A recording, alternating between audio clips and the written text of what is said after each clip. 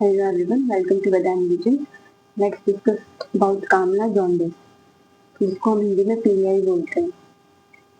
And guys, अगर आपको video अच्छी लगती है तो आप एक लाइक और सब्सक्राइब तो कर ही सकते हो, क्योंकि वो 5 मिनट की वीडियो में आपको 5 मिनट की मेहनत लगती है, लेकिन नोट्स बनाने में, उसको अपलोड करने में टाइम लगता है, मेहनत लगती है। तो आप एक फीडबैक तो दे ही सकते हो लाइक और सब्सक्राइब करके। आपके फीडबैक से सामने वाले की स्ट्रेंथ डबल हो जाती है। एंड आप कमेंट करके बता सकते हो कि आपको किस टॉपिक पर पहले वीडियो चाहिए, किस टॉपिक पर आपको नोट्स चाहिए। So please don't forget to like and subscribe. Let's start our topic.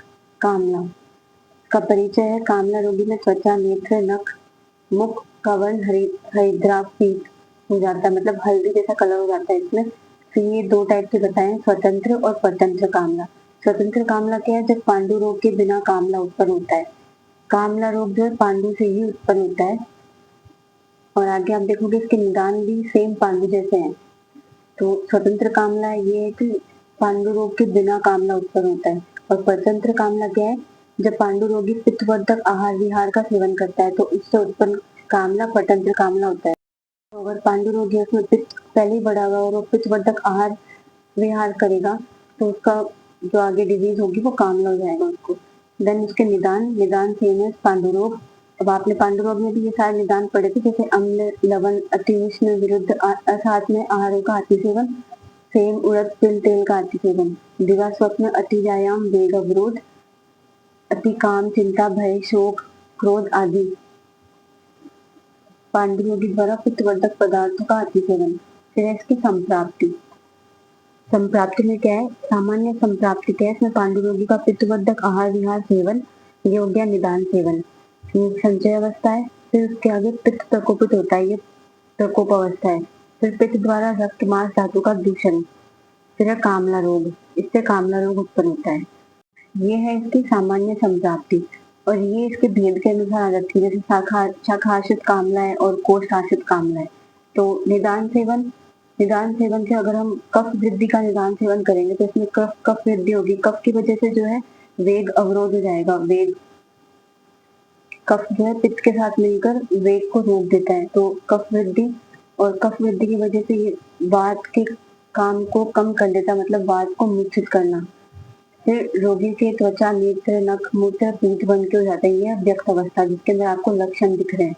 फिर शाखाश्रित कामला उत्पन्न होता है। फिर ये संप्राप्ति है। पहले आपने 2 संप्राप्ति देखी थी, एक सामान्य संप्राप्ति और एक शाखाश्रित कामला की संप्राप्ति।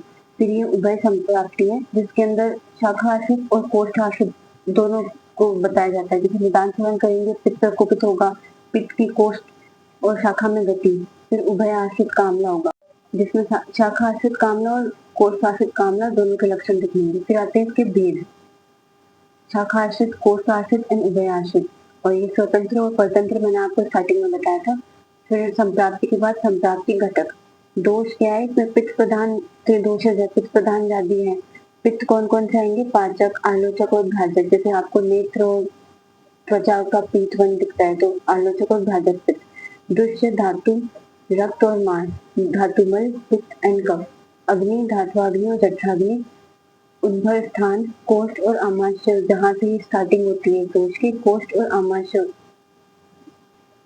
फिर संचार स्थान कोष्ठ, रक्त स्थान। इसके लक्षण कहाँ दिखते हैं? त्वक, नेत्र, नख, मुख, मल और मूत्र। ये साध्यता असाध्यता, ये साध्य है। फिर आते हैं इसके लक्षण। शाखाश्रित कामला के लक्षण, मुख, नेत्र, नख, त्वक हरिद्रावर्ण के हो जाते हैं। मल होता है जो श्वेतवर्णी होता है। और इधर कोष्ठ आश्रित में क्या है? मुख, नेत्र, नख, त्वक हरिद्रावर्ण एंड मल और मूत्र पीत एंड रक्तवर्ण। यहाँ पे पीत और रक्तवर्ण है और यहाँ पे श्वेतवर्ण है। देन अग्निमांड्य, अरुचि, आटो, दौर्बल्य और विबंध। फिर इधर भी ये जो है अविपाक होता है, इंडाइजेशन, अरुचि, दौर्बल्य, हतेंद्रिय, सेंसरी लॉस एंड दाह। फिर आता है कुंभ कामला, ये असाध्य होता है और ये क्रॉनिक स्टेज होती है कामला की, जिसमें बहुत टाइम बाद जब कामला का जीर्ण होता है, कामला जीर्ण हो जाने से सभी धातुओं में रुक्षता उत्पन्न हो जाने की स्थिति को कुंभ कामला कहते हैं। जब बहुत टाइम बाद जब कामला सही नहीं होता है तो उसके बाद उसका जब पाक होता है, जीर्ण होता है, तो इसमें कुंभ कामला की उत्पत्ति होती है जो असाध्य होता है। फिर इसके सिम्टम्स क्या है कुंभ कामला के? पर्वभेद joint pain and yellowish blackish urine stool जिसमें कृष्ण पीठ वर्णी हो जाता है एंड एब्डोमिनल स्वेलिंग और रुक्षता। इधर धातुओं में रुक्षता उत्पन्न होती है तो लक्षण में आपको रुक्षता देखने को मिलेगी। Thank you. Meeting next video with another disease.